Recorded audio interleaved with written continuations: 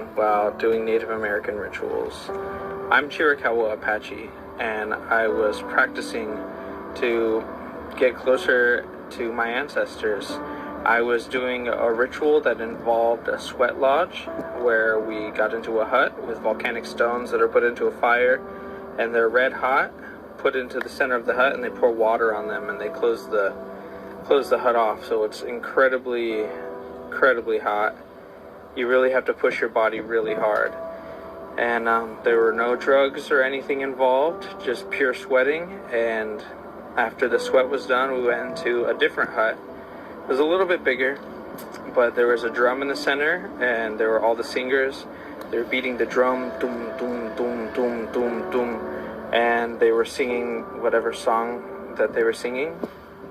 And I would just describe it, whenever the bass dropped,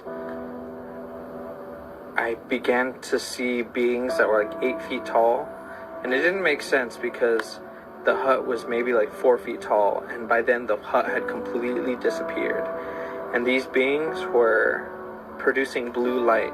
So like, as my clothes makes noise, on them, that noise that their clothes were producing were making blue light. And they were dressed in Native American clothing, so they had like loincloths, they had, looks like, vest on, and they had like a bunch of stuff hanging off of them. And what produced the most light was these rattles that they had, and they were dancing around us, rattling, and these rattles were producing blue light, and it kind of like whenever they would shake the rattle, would like rain down like blue light. It was pretty crazy looking. My friend, I won't say his name, but one of these spirits slapped him in the mouth with the rattle, and he got a bloody lip from the event.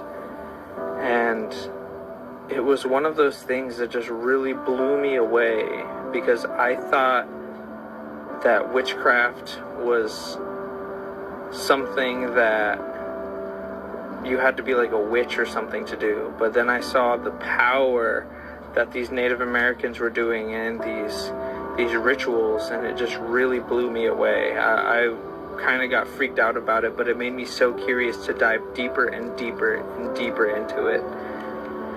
And I was pretty much never the same after that. And I realized after coming to Jesus Christ that those were demons, and we were opening up doors to the demonic. We were opening up portals to the demonic, and it was actually really scary now that I look back on it.